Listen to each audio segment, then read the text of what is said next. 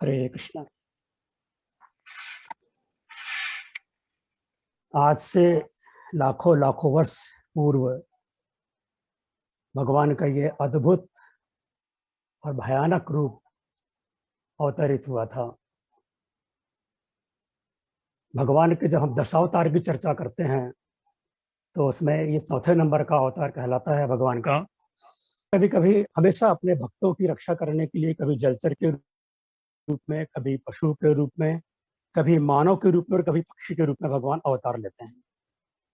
क्यों ऐसा करते हैं भगवान? भगवान ने गीता में कहा है बहुत स्पष्ट रूप से कि यदा यदा हि धर्मस्य ग्लानिर्भवति भारत अभ्युत्थानम् अधर्मस्य तदात्मानं सृजाम्यहम् परित्राणाय साधूनां विनाशाय च दुष्कृतां धर्म संस्थापनार्थाय संभवामि युगे युगे। जब जब धर्म की हानि होती है तो मैं धर्म की स्थापना करने के लिए आता हूँ, साधु संतों की रक्षा करने के लिए आता हूँ, और जो दुष्कृतिन लोग जो होते हैं उनका नाश करने के लिए मैं हमेशा प्रकट होता हूँ। हर युग में मैं प्रकट होता हूँ। और यही बात तुलसीदास जी ने रामायण में बताई है कि भगवान ने वहां भी बोला है कि जब जब हो ये धर्म की हानि बाढ़ ही असुर अधम अभिमानी तब तब धरी प्रभु विविध शरीरा हर ही कृपा निधि सज्जन पीरा। यहाँ पर भी वही बात जो भगवान ने गीता में बताई है वही बात यहाँ पर रामायण में ही बताई गई है कि जब जब भी धर्म की हानि होती है और असुरों का जब बढ़ जाते हैं तब तब भगवान विभिन्न प्रकार के शरीरों को धारण करते हुए आते हैं। और इतने कृपानिधि भगवान हैं कि वो आकर के सज्जनों की पीड़ा को हरण करते हैं। इसलिए भगवान को हमेशा विभिन्न रूपों में प्रकट होकर के इस धरती पर हमेशा आते हैं और अवतार लेते हैं। हम जानते हैं सुखदेव जी महाराज कथा सुना रहे हैं परीक्षित महाराज को। 7 दिवसीय कथा चल रही है तो परीक्षित महाराज कथा सुन रहे हैं। सुखदेव जी महाराज उनसे कहते हैं, अभी हिरण्यकश्यप का जब प्रसंग आया था तब वो उनको बताना चाह रहे थे, तो उन्होंने बताया कि हिरण्यकश्यप कितनी क्रूर प्रवृत्ति का व्यक्ति था। वो इतना ज्यादा क्रूर था कि उसने अपने पुत्र को प्रहलाद तक को नाना प्रकार की यातनाएं देनी आरंभ किया। परीक्षित महाराज ने बोला कि हे सुखदेव जी महाराज, मुझे ये बताइए कि जब उनका पुत्र इतना महाभागवत था, बहुत अच्छा था, फिर ऐसा क्या कारण था कि वो अपने पुत्र को नाना प्रकार की यातनाएं देना चाहते थे और उनको जान से मारने का प्रयास करते थे। तो सुखदेव जी महाराज ने इस कथा को आरंभ किया और उन्होंने बताया कि हिरण्यकश्यपु कौन था। हिरण्यकश्यपु जो था कोई साधारण व्यक्ति नहीं था। ये जय और विजय जो हमने सुने हैं कि वैकुंठ द्वार के जो द्वारपाल होते हैं, वो वैकुंठ द्वार के द्वारपाल जो हैं जय विजय उसमें से थे। देखिए, जो वैकुंठ लोक जो होता है ना, वैकुंठ लोक एक ऐसा लोक होता है जहां पर किसी प्रकार की कोई कुंठाएं नहीं होती, इसलिए उसको वैकुंठ लोक कहा जाता है। तो जय विजय वहां के द्वारपाल थे। भगवान वैकुंठ लोक में विराजमान रहते हैं हमेशा। तो वहां पर कभी किसी प्रकार का कोई युद्ध नहीं होता, किसी प्रकार की कभी अशांति नहीं होती। तो एक बार जय विजय ने यह सोचा कि भगवान की भी कभी ऐसी इच्छा होती होगी कि मैं किसी से युद्ध करूं, कोई बलशाली राक्षस से मैं युद्ध करूं और अपनी लीला का प्रदर्शन करूं और उससे लीला का मैं आस्वादन कर सकूं। तो भगवान ने उनकी इच्छा, उनके भाव को समझ लिया और उनकी इच्छा को पूर्ण करने के लिए 4 कुमारों के द्वारा उनको श्राप दिलवाया। 7 जन्मों के बाद या तो आप वापस आए या 3 जन्मों तक के वो राक्षस योनि में रहे। इसके लिए हमें थोड़ा सा 4 कुमारों की कथा को पीछे जाना होगा। ब्रह्मदेव के जो 4 पुत्र थे, सनक, सनातन, सनतन और सनत कुमार, ये 4 कुमार जो थे एक बार भ्रमण करते करते वैकुंठ लोक के दरवाजे तक पहुंच गए, क्योंकि भगवान के चरणों की तुलसी की जो खुशबू आ रही थी, तो वो भगवान के दर्शन करने के लिए वैकुंठ धाम तक चले गए। वैकुंठ धाम तक जब वो पहुंचे तो उन्होंने देखा वहां पर द्वारपाल खड़े हुए हैं। तो द्वारपालों से उन्होंने बताया कि हमें भगवान के दर्शन करना है और तो द्वारपालों ने वहां पर उनको रोक लिया, भगवान के दर्शन आप नहीं कर सकते। उन्होंने काफी अनुनय विनय भी किया उनसे कि मुझे भगवान के दर्शन आप करने दीजिए हम लोगों को। तो उन्होंने मना किया। तो चतुष्कुमार जो थे, इन्होंने उन दोनों द्वारपालों को जय विजय के रूप में जो वहां उपस्थित थे उनको श्राप दे दिया कि तुम लोग 3 योनियों तक धरती पर वास करोगे और असुर योनि में वास करोगे।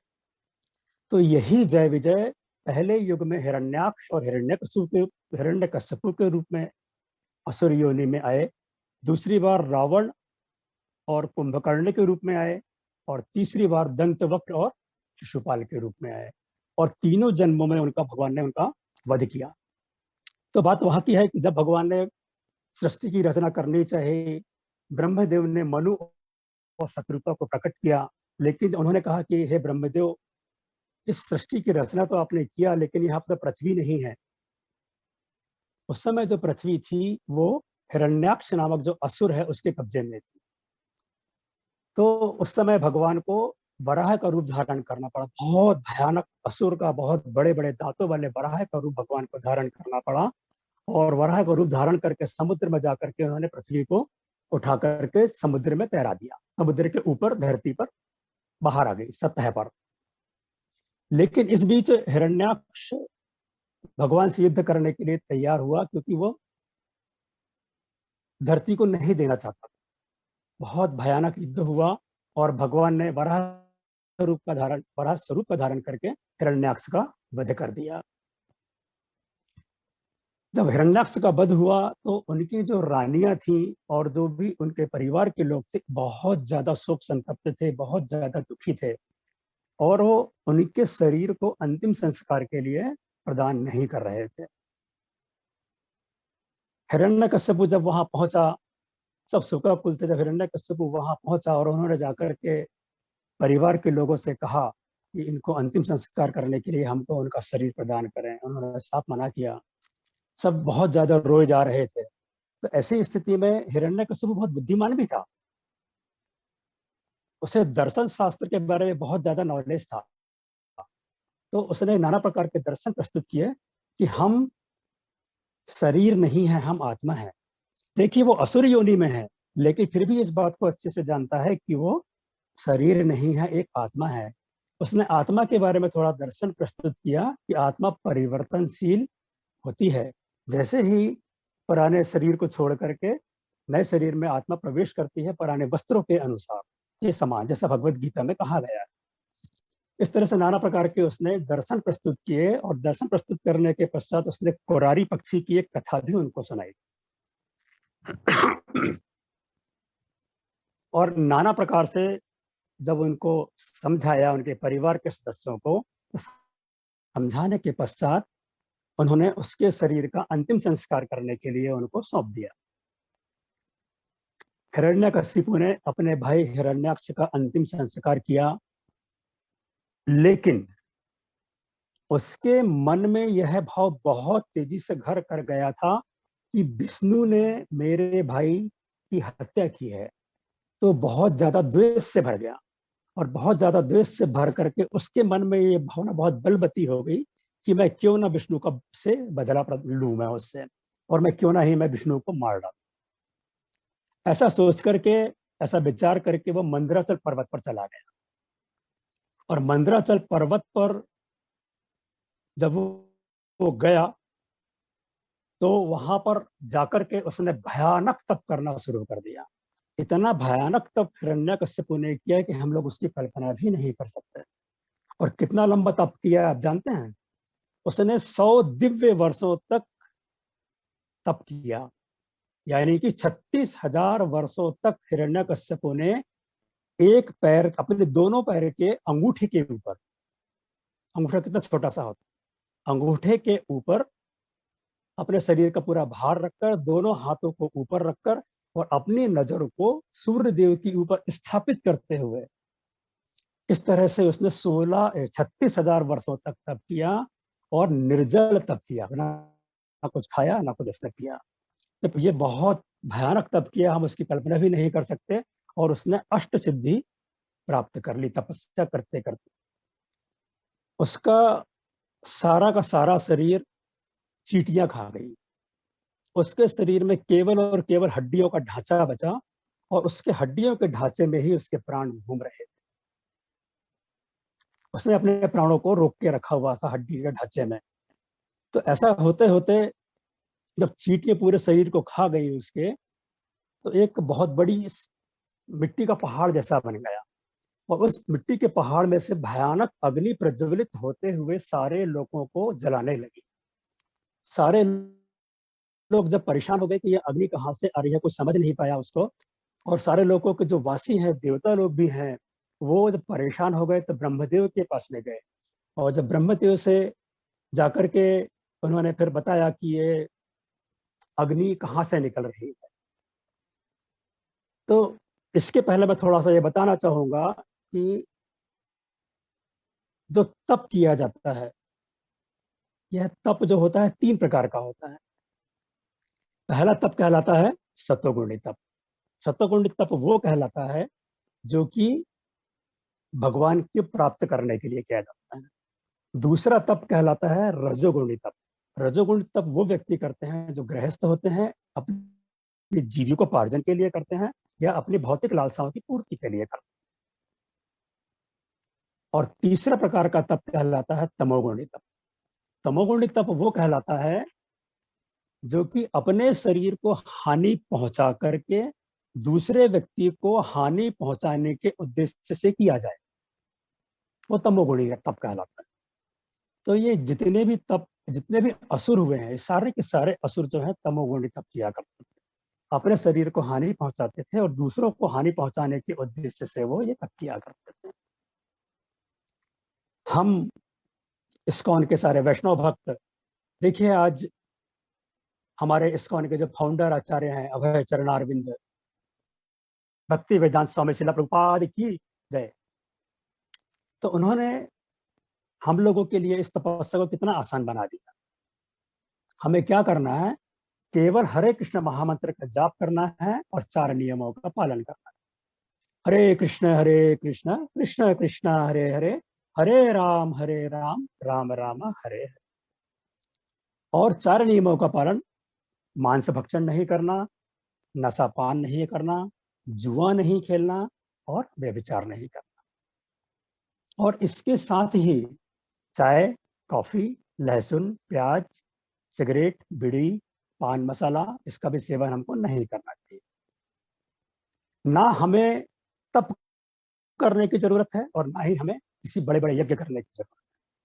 हम केवल यदि इतना ही कर लेते हैं तो यह हमारे लिए सबसे बड़ी तपस्या है।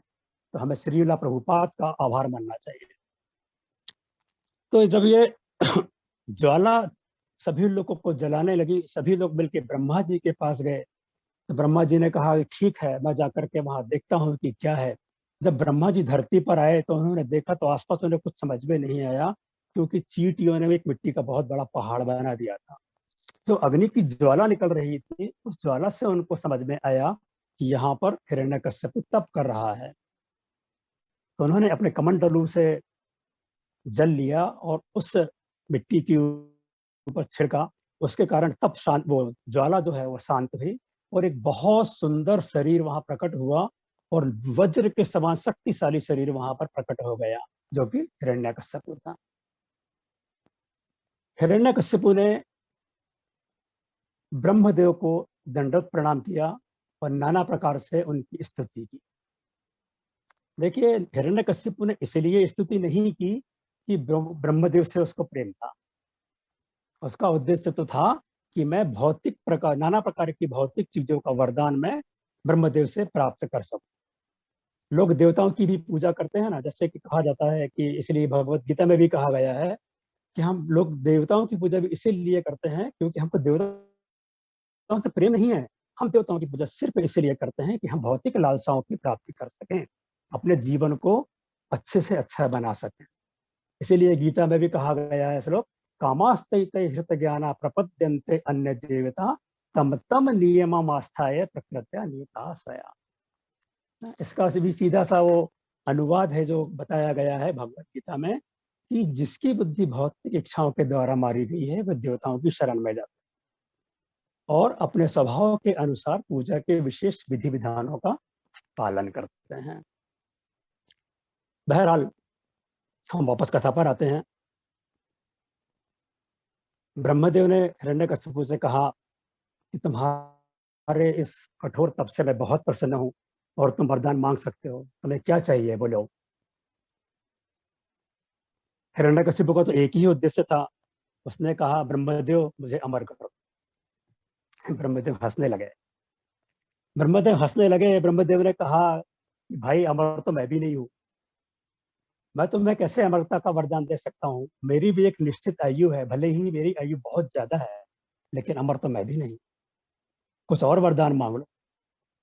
हिरण्यकश्यप बहुत बुद्धिमान था, बहुत विद्वान भी था, तो उसने अपने मन में एक युक्ति लगाई कि क्यों ना मैं ब्रह्मदेव को बेवकूफ बनाऊं। लेकिन ब्रह्मदेव तो ब्रह्मदेव कहलाते हैं। उसने नाना प्रकार से वर मांगना आरंभ किया कि हे ब्रह्मदेव, मैं आपके द्वारा बनाए हुए किसी जीव के द्वारा ना मारा जाऊं, किसी मानव के द्वारा, किसी पशु के द्वारा, पक्षी के द्वारा मैं ना मारा जाऊं, ना मैं जल में मरूं, ना थल में मरूं, ना आसमान में मरूं, ना मैं बाहर मरूं, ना मैं अंदर मरूं, ना मैं किसी अस्त्र से मरूं, ना किसी शस्त्र से मरूं,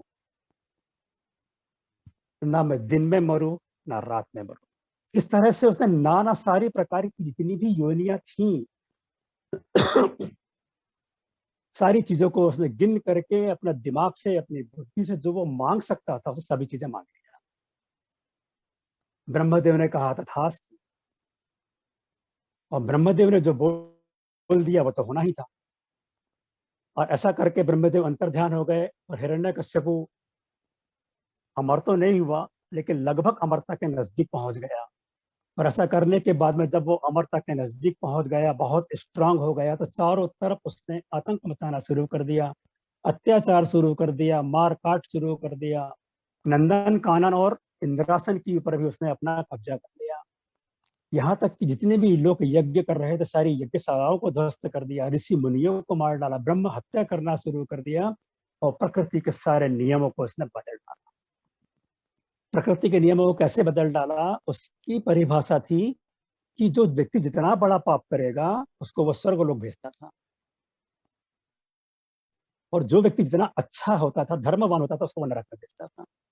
इस तरह से उसने सारे के सारे प्रकृति के नियमों को उल्टा सीधा कर दिया।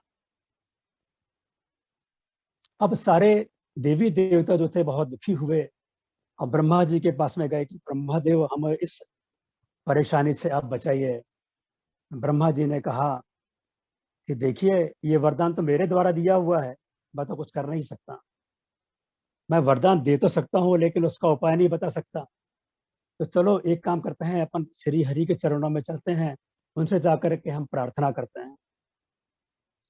और उसके पहले हमको ये जानना चाहिए कि राजा जो दक्ष थे उनकी 13 कन्याएं थी, तो उन्होंने सारी की सारी कन्याएं कश्यप ऋषि को दे दिया। उसमें से एक का नाम था दिति। देखिए, दिति से सारे दैत्य आते हैं और अदिति से सारे देवता आते हैं। तो एक बार दिति ने राजा कश्यप से प्रार्थना किया सायंकाल कि मैं गर्भवती होना चाहती हूँ। तो कश्यप ऋषि ने उनसे कहा कि देवी, यह समय अभी उचित नहीं है। लेकिन दिति ने नहीं माना और अपने पति से प्रार्थना किया और उसे जिद करके बैठ गई। कश्यप ऋषि ने बहुत प्रकार से समझाया कि देखो, इस समय जो गर्भ धारण होगा वह आसुरी प्रवृत्ति का होगा, भयानक होगा, लेकिन इस बात को नहीं माना गया। अल्टीमेटली यह हुआ, अंततः यह हुआ कि जैसे ही दिति ने गर्भ धारण किया है, सारे के सारे ब्रह्मांड में अंधकार छा गया। सूर्य जो था लोप हो गया और पूरे ब्रह्मांड में अंधकार छा गया। अब वो घबरा गई। कौन? दिति।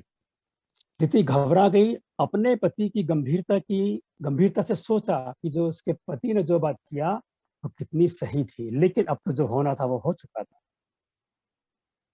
ऐसी स्थिति में उसने अपने पुत्र को कई वर्षों तक जन्म नहीं दिया। ऐसा ग्रंथों में लिखा हुआ है कि दिति ने अपने पुत्रों को 100 वर्षों तक अपने गर्भ में रखा। लेकिन कब तक रख सकती थी वो? अंततः उसको अपने पुत्रों को जन्म देना पड़ा और वह पुत्र जो थे हिरण्याक्ष और हिरण्यकश्यप के रूप में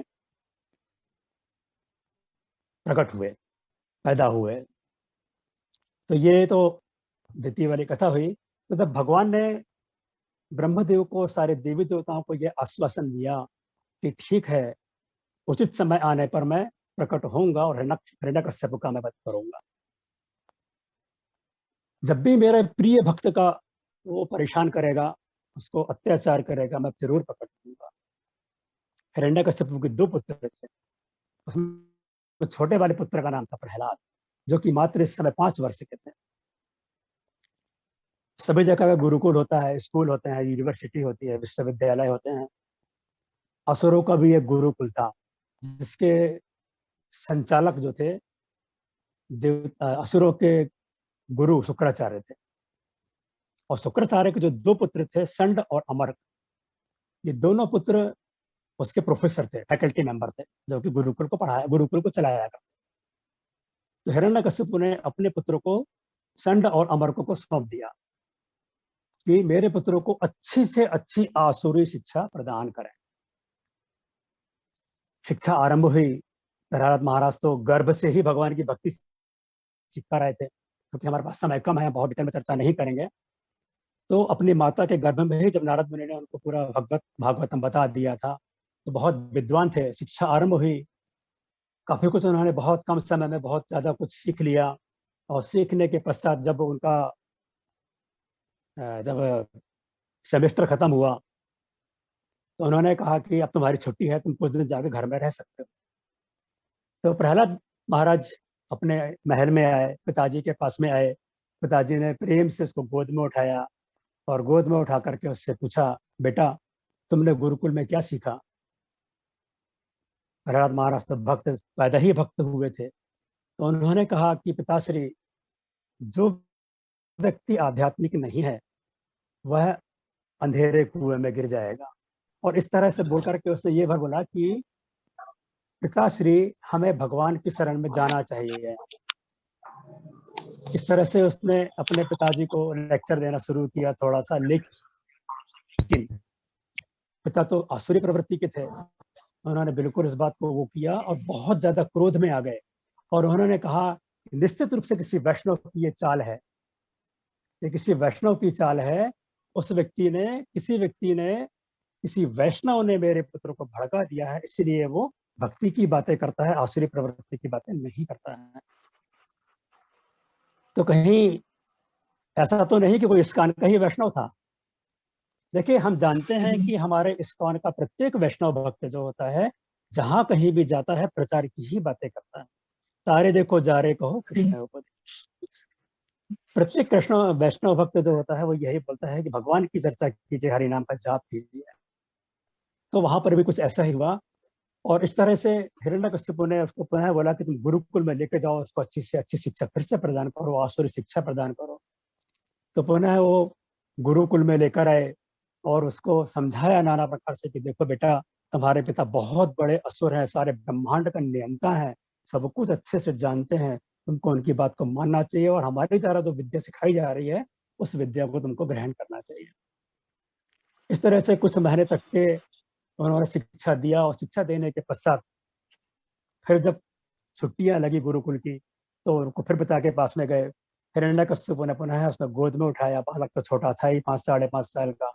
उसके सिर को सूंघने लगे, नाना प्रकार से उसको प्यार किया और उससे बोला कि बेटा अब तुमने क्या सीखा, इतने दिनों में गुरुकुल में क्या सीखा? इस बार तो प्रहलाद महाराज 2 कदम और आगे निकल गए। प्रहलाद महाराज ने उस समय हिरण्यकश्यप को नौविधा भक्ति के बारे में बता दिया कि हे पिताश्री, श्रवणम कीर्तनम विष्णु स्मरणम पाद सेवनम अर्चनम वंदनम दास्यम साख्यम आत्मनिवेदनम।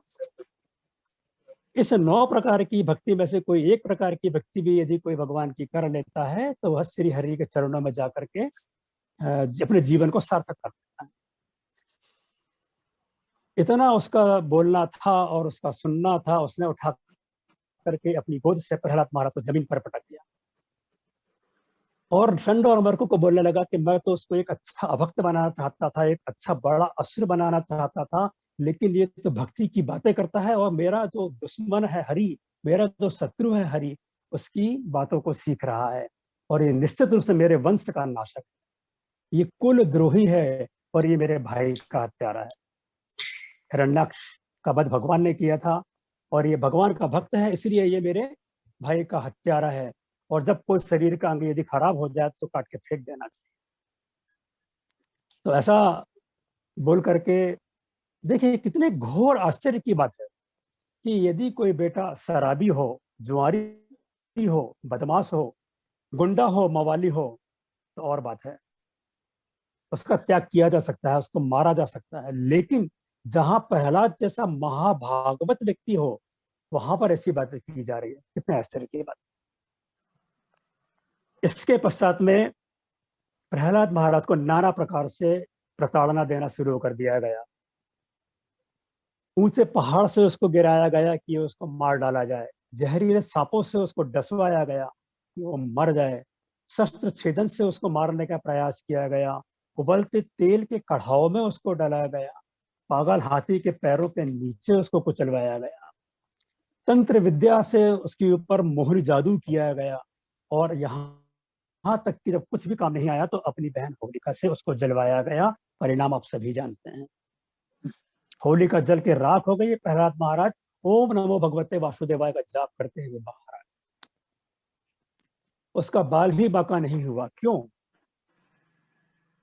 भगवान के पवित्र नामों का स्मरण और चिंतन करने के कारण उसका कभी कोई नुकसान नहीं हो पाया।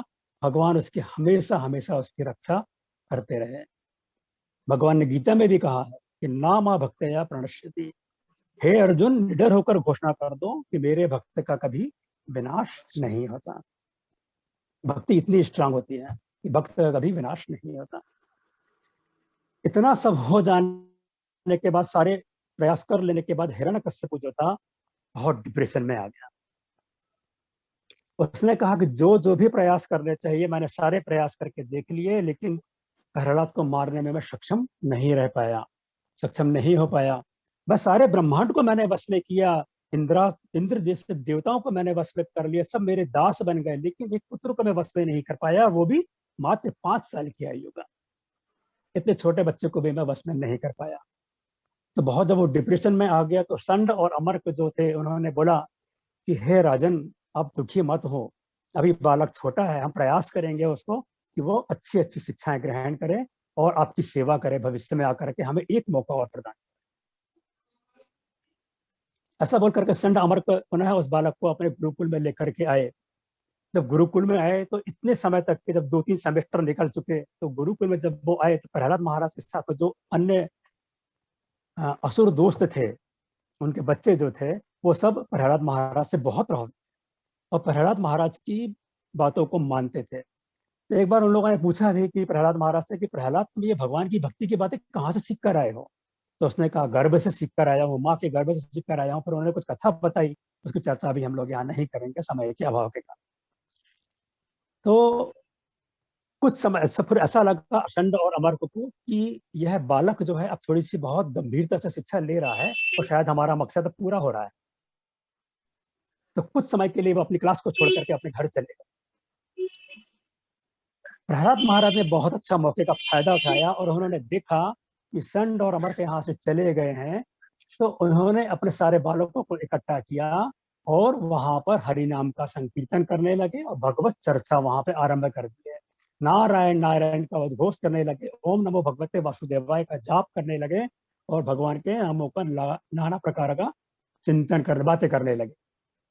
और उसी समय की बात है कि जब वो पूरा चल रहा था उनका संकीर्तन, और षंड और अमर्क वहां पर गुरुकुल में आ गए। उन्होंने आके देखा कि सारे के सारे गुरुकुल के जितने भी बच्चे हैं सब प्रहलाद महाराज की बातों को फॉलो कर रहे हैं और नारायण नारायण करके हुए डांस कर रहे हैं, बहुत सुंदर डांस कर रहे हैं।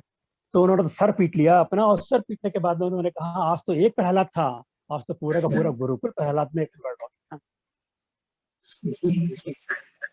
देखिए, हम इस्कॉन से जुड़े हुए हैं, हम इस्कॉन की बात करते हैं, हमारे सारे इस्कॉन के भक्त इस बात को अच्छे से जानते हैं कि जो हमारा ये कंट्री है रसिया, रसिया में भगवान की भक्ति करने पर बैन था, विशेषकर हम लोग हिंदुओं के ऊपर हरे कृष्णा कॉन्शियसनेस के ऊपर बैन लगा हुआ था। वहाँ के भक्तों के ऊपर नाना प्रकार का प्रताड़ित किया जाता था। कि वहाँ की जो एक संस्था है केजीबी, उस संस्था ने वहाँ के भक्तों को लेकर के जेल में डाल दिया। लेकिन वैष्णव भक्त तो कहीं भी रहेंगे, वहीं प्रचार करेंगे। उसमें से एक माता जी थी, उनका नाम था पौर्णमासी। तो जो पौर्णमासी माता जी थी, उनको भी जेल में डाल दिया गया। तो वहां जेल में जाने के बाद में उन्होंने वहां प्रचार करना शुरू कर दिया। किसको? कैदियों को प्रचार करना शुरू कर दिया।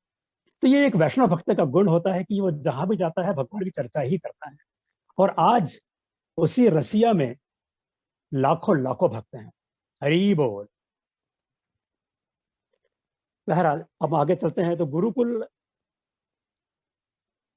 में जब संकीर्तन चल गया, शुरू हो गया, संत अमरक ने आकर के प्रयास किया उसको रोकने का।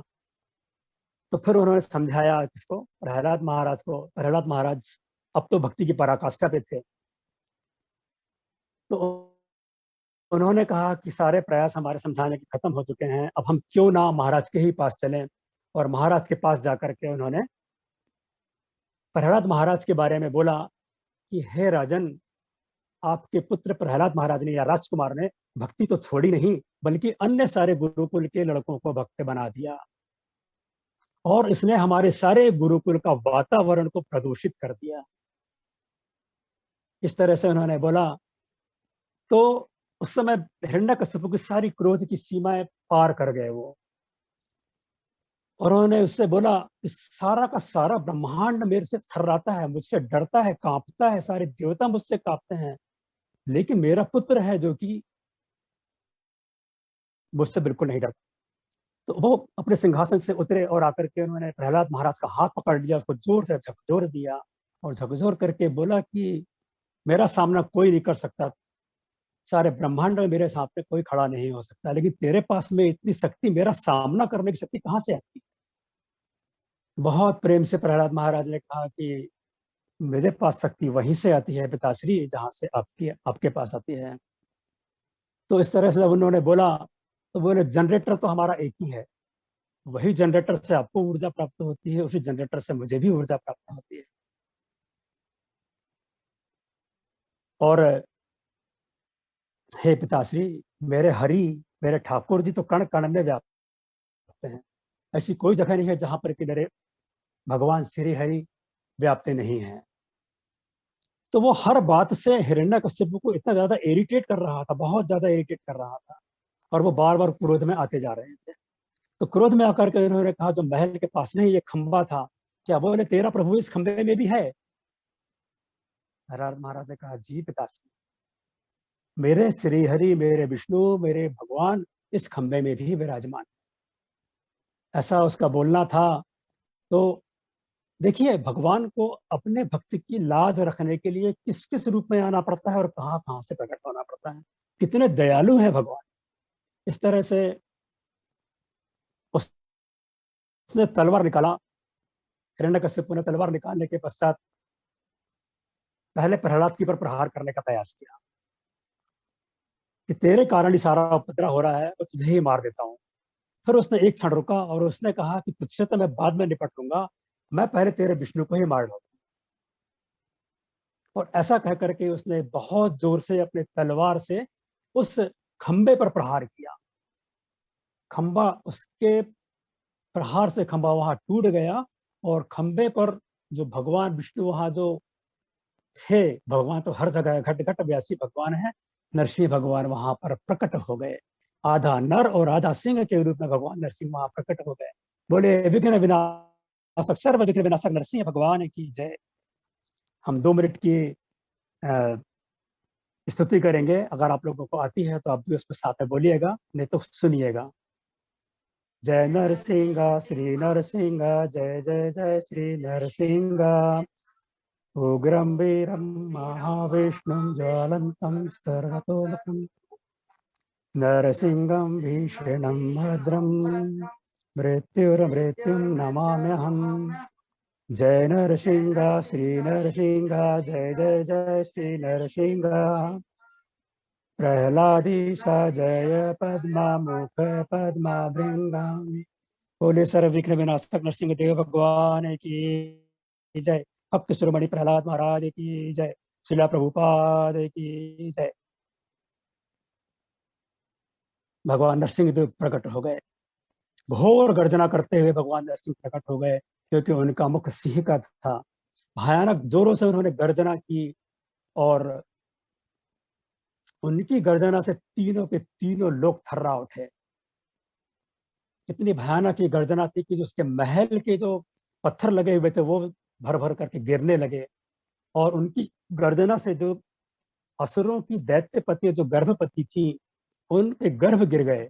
बहुत सारे असुर उनकी चिंगाड़ से ही मारे गए।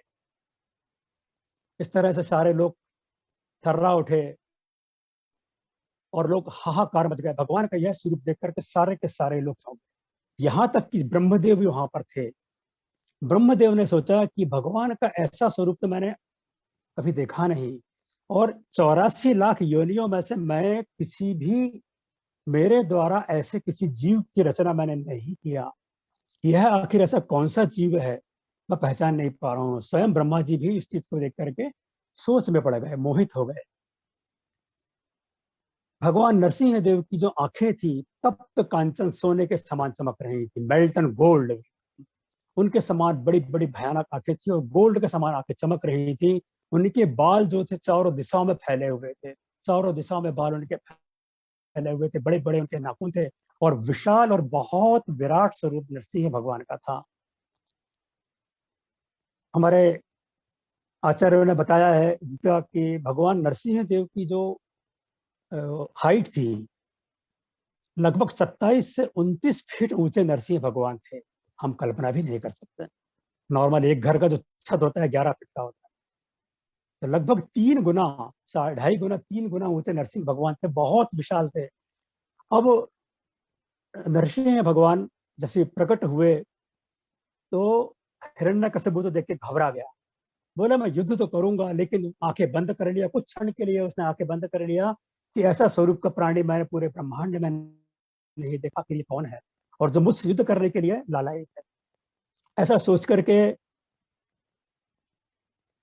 उसने भगवान पर प्रहार करना आरंभ किया। भगवान तो खेलते रहे, और उसके पहले जब उसने प्रहार किया, उसके पहले जो राजा के हिरण्यकशिपु के जो सैनिक थे, वो सैनिक वहां पर भगवान को मारने के लिए सारे के सारे अपने अस्त्र शस्त्र लेकर के आ गए। कोई भाला फेंक रहा, कोई पर्ची फेंक रहा, कोई तीर चला रहा, नाना प्रकार से भगवान को मारने के लिए आ गया। भगवान तो विराट रूप में थे, बहुत सारे भगवान के हाथ थे और बड़े बड़े नाखून थे। भगवान ने अपने हाथों को इतना विस्तारित किया और सारे के सारे जितने असुर सेनापति थे, असुर सैनिक थे, सबको ऐसा ऐसा मार काट करके सबको अलग कर दिया। सारे के सारे असुर वहां पर खत्म हो गए। भगवान ब्रह्मांड से या वैकुंठ से इसलिए थोड़ी आए थे कि इन मच्छरों का उनको वध करना। भगवान वैकुंठ से तो केवल और केवल अपने भक्त के लिए, भक्ति की बात को रखने के लिए, भक्ति का सम्मान रखने के लिए, और साथ में हिरण्यकशिपु का वध करने के लिए आए। तो ऐसा सोच करके हमारे कुछ आचार्य बताते हैं कि वास्तव में भगवान नरसिंह देव जो हैं दोपहर के बाद कभी प्रकट हुए थे, क्योंकि भगवान को अपनी युद्ध लीला का भी तो आस्वादन करना था। ऐसा नहीं था कि केवल वो हिरण्यकशिपु को मारना चाहते थे, वो अपनी लीला का आस्वादन भी करना चाहते थे, अपने रुद्र रूप को प्रकट भी करना चाहते थे। तो दोपहर से लेकर के शाम को गोधूली बेला तक के भयानक युद्ध चलता रहा। भगवान हिरण्यकशिपु को खेल खिलाते रहे। हिरण्यकशिपु अष्ट सिद्धि से युक्त था, उसने नाना प्रकार की माया का उपयोग करके भगवान से युद्ध किया। कभी अदृश्य हो जाता था, फिर वार करता था, फिर छुप जाता था, कहीं फिर वार करता था। इस प्रकार से भगवान उसको खिलाते रहे। लेकिन वहां पर जो अदृश्य रूप से देवी देवता छुपे हुए थे, सारे के सारे घबरा गए, और सारे के सारे देवी देवता घबराने के बाद भगवान से प्रार्थना करने लगे कि हे भगवान, अब तो रात का समय आ रहा है, आप इसको जल्दी से जल्दी वध कर दीजिए, नहीं तो इसकी आसुरी शक्ति और स्ट्रांग हो जाएगी, और यह पुनः युद्ध के लिए बहुत बलवान हो जाएगा। भगवान ने देखा कि देवता लोग प्रार्थना कर रहे हैं, इस तरह से भगवान ने अपना खेल खत्म किया, और उनकी प्रार्थना को मानते हुए भगवान से उन्होंने कहा, देवताओं ने, कि भगवान इसका अब वध कर दीजिए, अब बहुत खेल हो गया। तो भगवान ने दौड़ करके उसको इस तरह पकड़ लिया जैसे कोई गरुड़ होता है और आकर के सर्प को पकड़ लेता है और अपने शिकार को लेकर चला जाता है। भगवान नरसिंह देव ने उसको पकड़ा और पकड़ के ला करके घर की जो दहलीज थी उसके महल की, उस दहलीज के ऊपर ला करके बैठ गए और अपनी गोद में उसको ला करके लिटा दिया। देखो हिरण्यकश्यप भी कितना भाग्यवान है कि उसको भगवान की गोद प्राप्त हुई। भगवान ने उसको अपनी गोद में लिटाया और उसको चेतावनी दिया कि देख हिरण्यकश्यप, मैं ब्रह्मदेव के वरदान की रक्षा करते हुए अब मैं तेरा वध करने जा रहा हूँ। सारी बातों को उन्होंने पूरा उसको रिमाइंड करवाया कि देख ले, ना अभी दिन है ना रात है, ना तू घर के अंदर है ना घर के बाहर है, ना तू जमीन पर है ना तू आसमान में है ना पानी में है, और ना ही मैं तेरा अस्त्र से भी शस्त्र वध नहीं कर रहा हूँ, किसी शस्त्र से भी तेरा मैं वध नहीं कर रहा हूँ, मैं किसी जड़ वस्तु से भी तेरा वध नहीं कर रहा हूँ, और तेरा किसी चेतन वस्तु से भी तेरा वध मैं नहीं कर रहा हूँ, मैं अपने नाखूनों से तेरा वध करने जा रहा हूँ। बड़े बड़े भगवान के नाखून थे। एक्चुअल में नाखून जो है जड़ भी कहलाते हैं और चेतन भी कहलाते हैं।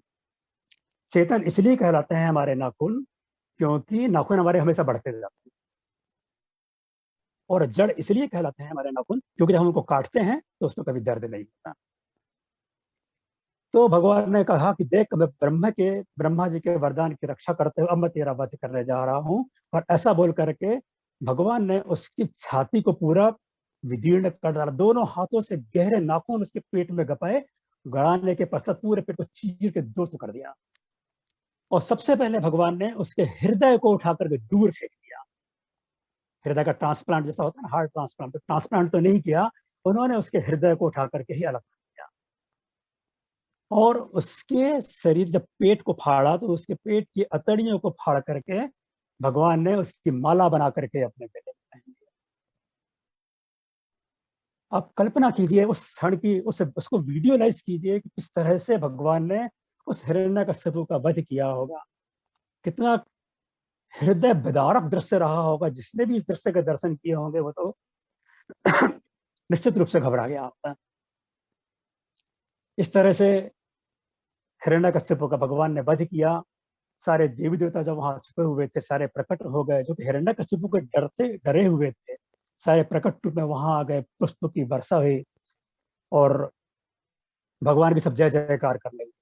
लेकिन ये भगवान का सबसे ज्यादा रौद्र रूप कहलाता है, सबसे भयानक रूप कहलाता है भगवान का। तो इस रौद्र रूप के कारण भगवान बहुत क्रोध में थे। उन्होंने असुर को मार तो दिया लेकिन क्रोध बहुत ज्यादा था उनको। उनके मुख से अग्नि निकल रही थी, बहुत ज्यादा अग्नि निकल रही थी। सारे लोग उससे भयभीत भी हो रहे थे। अब वहां पर ब्रह्मदेव भी थे, शिव जी भी थे, लक्ष्मी जी भी थे और सारे देवी देवता भी थे। लेकिन किसी की यह हिम्मत नहीं हुई कि जाकर के भगवान के क्रोध को शांत किया जाए। सारे देवी देवताओं से माता लक्ष्मी से प्रार्थना किया कि हे माता लक्ष्मी, आप तो भगवान की अर्धांगिनी हैं, आप जाकर के अपने पति का क्रोध शांत करवाइए, नहीं तो सारे ब्रह्मांड को जलाकर राख कर देंगे। लक्ष्मी जी थर थर कांप रही। लक्ष्मी जी ने कहा नहीं, ये मेरे बस की बात नहीं है। इस समय अपने पति के इस रौद्र रूप को देख करके मैं अपने पति के पास में नहीं जा सकती। तो लक्ष्मी जी ने ही प्रहलाद से कहा कि देखो प्रहलाद, भगवान हमेशा अपने भक्त के वश में होते हैं। तुम जाकर के तुमने भगवान की अटूट भक्ति की है, तुम जाकर के भगवान को समझाओगे तो भगवान अपना क्रोध शांत कर देंगे। ऐसा लक्ष्मी जी ने कहा और सारे देवी देवताओं ने भी यही सलाह दिया। प्रहलाद महाराज को आगे किया, सारे देवी देवताओं के पीछे। प्रहलाद महाराज तुरंत दौड़ करके गए और जाकर के भगवान के चरणों में गिर पड़े। और जैसे जाके भगवान के चरणों में गिरे, भगवान को चरण को पकड़ लिया और भगवान को दंडवत प्रणाम किया और ओम नमो भगवते वासुदेवाय का उन्होंने उच्चारण किया। भगवान ने देखा कि मेरा भक्त मेरे चरण में आ गया है। तो ऐसा देख करके भगवान का क्रोध तुरंत शांत हो गया। क्रोध भगवान का तुरंत शांत हुआ और उन्होंने अपने भक्त को, प्रिय भक्त को उठा करके अपनी गोद में बैठाया। और जैसा कि एक आसुर, एक पशु का स्वभाव होता है, जब वो अपने बच्चे को प्यार करता है, जैसे हमने गाय को देखा है ना, तो बच्चे लोग को जब वो प्यार करती है तो वो क्या करती है, अपने जीभ से उसको चाटती है। तो नरसिंह भगवान का जो ऊपर का स्वरूप था, चूंकि पशु के रूप में था, सिंह के रूप में था, उन्होंने प्रहलाद महाराज को गोद में उठाया और गोद में उठा करके उसको अपनी जीभ से चाटते रहे और उसको शांत करवाया, उसके सिर पर हाथ रखा। इस तरह से भगवान का क्रोध शांत हुआ और भगवान पुनः अपने सामान्य रूप में, विष्णु भगवान के रूप में वहां पर प्रकट हो गए। वहां पर अपने आसन पर, सिंहासन पर बैठे रहे, जो कि हिरण्यकश्यप का सिंहासन था। इस तरह भगवान ने जब शांत हो गया, सब कुछ माहौल नॉर्मल हो गया, तो उन्होंने प्रहलाद महाराज से कहा कि प्रहलाद, मैं तुम्हारी भक्ति से बहुत प्रसन्न हूँ। इतनी कम उम्र में तुमने मुझे प्रसन्न कर लिया है, तुम कुछ वर मांगो। देखिए प्रहलाद महाराज क्या बोलते हैं। प्रहलाद महाराज ने कहा है कि भगवान, मैं कोई व्यापारी नहीं हूँ और मैंने किसी व्यापार करने के उद्देश्य से आपकी भक्ति नहीं की कि मैं आपकी भक्ति करूंगा और आप मुझे कुछ प्रदान करेंगे। इसीलिए मैं आपसे हाथ जोड़ के प्रार्थना करता हूँ कि अगर वर देना ही चाहते हैं तो केवल मुझे अपने चरणों की आप भक्ति प्रदान कीजिए, अपने चरणों का आश्रय प्रदान कर दीजिए। आज मैं छोटा हूँ, कल मैं गृहस्थ होऊंगा, बड़ा बनूंगा, राजा बनूंगा, लेकिन मैं आपके चरणों के आश्रय को कभी भूलूं नहीं, आपकी भक्ति को कभी भूलूं नहीं, और आपका स्मरण और आपका चिंतन हमेशा बना रहे। भगवान ने कहा वो तो रहेगा ही, इसके अलावा भी कुछ मांगो। देखिए चूंकि आज हमारे इस 3 दिवसीय सत्संग का पहला दिन है, हमारे अगले वरिष्ठ भक्त जो हैं कल और परसों भी इस कथा को आगे बढ़ाएंगे, क्योंकि बहुत सुंदर कथा होगी, तो उसमें विशेष विस्तृत रूप से और चर्चा वो करेंगे। तो इस तरह से प्रहलाद महाराज ने भगवान से कहा कि भगवान, मेरी एक छोटी सी लालसा है, यदि आप चाहें तो उससे पूरा करें। भगवान ने कहा मैं तो हमारी हर लालसा को पूरी करने को तैयार हूं, तुम बोलो। तो उन्होंने कहा कि मेरे पिता हिरण्यकश्यप बहुत क्रूर थे, अत्याचारी थे, दुष्ट थे और भगवान की भक्ति के हमेशा विरोध में रहे। तो मेरी आपसे ये प्रार्थना है कि मेरे पिताजी का आप उद्धार करो, उनको आसुरी योनि से आप मुक्त कर दो। बस भगवान ने कहा बस प्रहलाद, इतनी सी बात? ये तो वैसे पहले भी हो चुका है, क्योंकि जैसे ही मैंने तुम्हारे पिता का स्पर्श किया था उसी समय तुम्हारे पिता इस सब चीजों से मुक्त हो गए थे।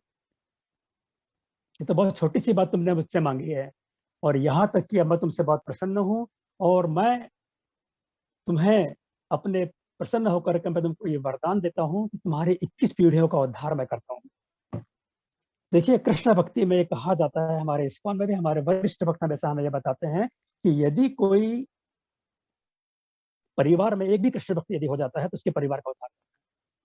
इतनी स्ट्रांग है ये कृष्ण भक्ति, इतना स्ट्रांग है ये भगवान का नाम, इतना स्ट्रांग है भगवान का चिंतन करना।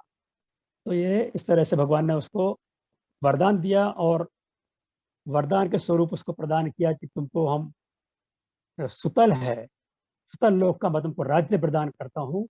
और ये जब अभी जो मनु चल रहा है, मनवंतर चल रहा है, मनु के देहांत तक तुम राज्य करोगे और पुनः उसके पश्चात जब तुम यह भौतिक शरीर को त्यागोगे तो मेरे धाम में ही आओगे। मतलब भगवान के धाम में, भगवान के पास में, गौलोक धाम में, वैकुंठ धाम में प्रहलाद महाराज को बाद में जाकर के उनको स्थान मिला। ये देखिए कितना आश्चर्य की बात है, मात्र 5 साल से 5.5-6 साल का बालक रहा होगा और सारे ब्रह्मांड का राजा वो बन गया। तो ये है भगवान की भक्ति। और जब हम भगवान की भक्ति करते हैं तो निश्चित रूप से भगवान की भक्ति करते समय राह में बहुत सारी परेशानियां आती हैं, बहुत सारी बाधाएं आती हैं, आने दीजिए, वो तो आएंगे ही। लेकिन हमको क्या करना चाहिए? नरसिंह भगवान है ना, हम क्यों परेशान हो? तो नरसिंह भगवान की बहुत सारी लीलाएं हैं। चूंकि आज प्रथम दिन था तो हमने भगवान नरसिंह का जो प्रकट कैसे हुए, उनकी भूमिका को लेते हुए भगवान का प्रकट हमने किया। उनकी लीलाएं भी बहुत सारी है, लेकिन हमारे पास समय का अभाव है। मैं आपको केवल छोटी छोटी 2 लीलाएं बताऊंगा, 2-2 मिनट की। चलेगा ना प्रभु जी? जी प्रभु जी। जी, देखिए 2-2 मिनट की 2 कथाएं मैं बताना चाहूंगा। हम जानते हैं कि हमारा जो इस्कॉन का वर्ल्ड का हेडक्वार्टर है मायापुर, वहां पे उग्र नरसिंह की स्थापना हुई है। उग्र नरसिंह भगवान वहां विराजमान है, जिनकी सेवा करना देवी देवता का भी बस की बात नहीं है। ऐसे उग्र नरसिंह की सेवा हमारे इस्कॉन के भक्त करते हैं। जननिवास प्रभु और पंकज अग्नि प्रभु की सेवा किया, जो कि अभी पंकज अग्नि प्रभु अभी कुछ दिन पहले भगवत धाम चले गए। उनसे जुड़ी हुई एक कथा है, ये कथा है 1987 की, 1987। आपको मालूम है कि गंगा जी बिल्कुल पास में वहां पर बहती हैं, मंदिर बिल्कुल गंगा जी के पास में है। और जब गंगा जी का बाढ़ का पानी आता है तो भगवान के चरण स्पर्श को करने के लिए, चरणों को पखारने के लिए गंगा जी ऊपर तक आ जाती है। तो 1987 में बहुत जोरदार बाढ़ आई और यहाँ तक कि लगभग 5-5 फीट तक मंदिर के अंदर पानी हो गया। अब वहां पर नरसिंह भगवान की सेवा करना था, सेवा कैसे किया जाए सब लोग विचार करने लगे नाव से, लेकिन पंकज अग्नि प्रभु को यह सेवा प्रदान की गई थी। वो नाव से बैठ करके भगवान नरसिंह के मंदिर तक आए और समय नरसिंह भगवान का मंदिर भी लगभग पानी में था। तो नरसिंह भगवान के पास में जब वो अपनी भगवान की सेवा कर रहे थे, उन्होंने देखा कि वहां पर एक बहुत बड़ा सांप, काफी मोटा और बहुत बड़ा सांप आया, क्योंकि पानी भर चुका था, गंगा जी के पास था, जल वहां आ गया था। तो मंदिर में आया और नरसिंह भगवान की प्रदक्षिणा करने लगा। पंकज अग्नि प्रभु बोले कि मैं तो बहुत घबरा गया। और पंकज अग्नि प्रभु को कहना पड़ा कि मैंने नरसिंह भगवान से कहा कि भगवान, जिसको आप मारना चाहो उसे कौन बचा सकता है, और जिसको आप बचाना चाहो उसे कौन मार सकता है। जैसी आपकी इच्छा हो आप वैसा करो। ये सर्प यहाँ घूम रहा है, मुझे कुछ नहीं मालूम, मैं आपकी सेवा कर रहा हूँ, मैं आपका सेवक हूँ। और ऐसा कह करके उन्होंने अपनी सेवा को जारी रखा और वह सर्प जो था भगवान की परीक्षा करके वापस चला गया। ये एक दिन की बात नहीं थी, कम से कम 5-6 दिनों तक ऐसा रोज होते रहा। वो सर्प वहां पर रोज आता था, भगवान की प्रदक्षिणा करता था और प्रदक्षिणा करने के साथ साथ तुरंत वापस चला जाता था, कभी से कोई नुकसान नहीं पाता है। तो ये हमारे उग्र नरसिंह भगवान मायापुर के हैं, ऐसी उनकी लीलाएं हैं। एक छोटी सी कथा और है, कथा नहीं है, मतलब ये सब हकीकत है। हमारे जो मायापुर के भक्त हैं वो उग्र नरसिंह की बहुत सारी कथाएं बताते हैं और बाहर की भी बहुत सारी कथाएं हैं। 1-2 मिनट में और कथा बताना चाहूंगा कि सोनाली माता जी थी, और ये बात है 5 अगस्त सन 2017 की। अगस्त 2017 की बात है। उनके पति को अचानक ब्रेन हेमरेज हो गया। ब्रेन हेमरेज हो गया, तुरंत वो आनंद फानन में जो नियरेस्ट हॉस्पिटल था ब्रेन का, न्यूरो का, वहां लेकर कर गई। डॉक्टरों ने उनको देखा, डॉक्टरों ने कहा इनकी बचने की संभावनाएं नगण्य है, फिर भी हम कोशिश करते हैं इनको बचाने के लिए। तो उन्होंने उनका जो ब्रेन का ऑपरेशन शुरू किया। ब्रेन का ऑपरेशन उनका 12 घंटे तक लगातार चला, और 12 घंटे का जो ऑपरेशन चलते रहा तब उसके बाद में उनको वेंटिलेटर पर रख दिया गया। डॉक्टर ने आके बोला कि इनके बचने की केवल 2% संभावना है, इससे ज्यादा इनकी संभावनाएं नहीं है, भगवान ही कुछ चमत्कार कर सकते हैं। इसी बीच में वो माता जी ने बताया कि एक कोई इस्कॉन के भक्त थे जो उनके परिचित थे, वो वहां पर आए और उन्होंने आकर के माता जी से कहा, एक नरसिंह भगवान का फोटो उनको दिया, बोले किसी भी तरीके से नरसिंह भगवान का जो चित्र है इसको ले जाकर के प्रभु जी के पास में रख दीजिए। उन्होंने डॉक्टरों से निवेदन किया और उस चित्र को ले जाकर के उनके सिरहाने रख दिया गया। और देखते ही देखते 3-4 दिनों के पश्चात वो उनके जो प्रभु जी थे उनको होश आ गया। होश आ गया, वो चलने लगे, चलने लगे, और आपको इस बात का आश्चर्य होगा कि आज वो पूरी तरह से स्वस्थ हैं। डॉक्टर जिसको बोल रहे थे कि 2% की संभावना है, लेकिन 98% का चमत्कार नरसिंह भगवान की कृपा से। तो वो माता जी जो हैं, उसके 4-5 दिनों के पश्चात में जन्माष्टमी का भी था, जन्माष्टमी के दिन उनको होश आया था। तो आज भी वो वहां पर जीवित हैं, और आज दोनों पति पत्नी इस्कॉन से जुड़े हुए हैं। माता जी तो बहुत अच्छी भक्त हैं। तो उन्होंने कहा कि जब मैं इस पिक्चर को लेकर गई थी, कि केवल मेरे लिए एक पिक्चर था ये नरसिंह भगवान का, लेकिन आज मेरे लिए साक्षात नरसिंह भगवान है। तो इस तरह से भगवान की तो बहुत सारी लीलाएं हैं, क्योंकि समय भी कम है, मैं 10 मिनट ज्यादा आगे बोल चुका हूँ, क्षमा चाहता हूँ। और हरि अनंत हरि कथा अनंता, समय की सीमा है। इसलिए मैं आज के इस विशेष ऑस्पिशियस एकादशी के दिन भगवान नरसिंह की प्रकट लीला हमने सुनी। इसमें जो भी गलतियां हो, कुछ त्रुटियां हो, तो मैं आपसे क्षमा चाहता हूँ। आप सभी भक्तों को बहुत बहुत धन्यवाद। हरे कृष्ण।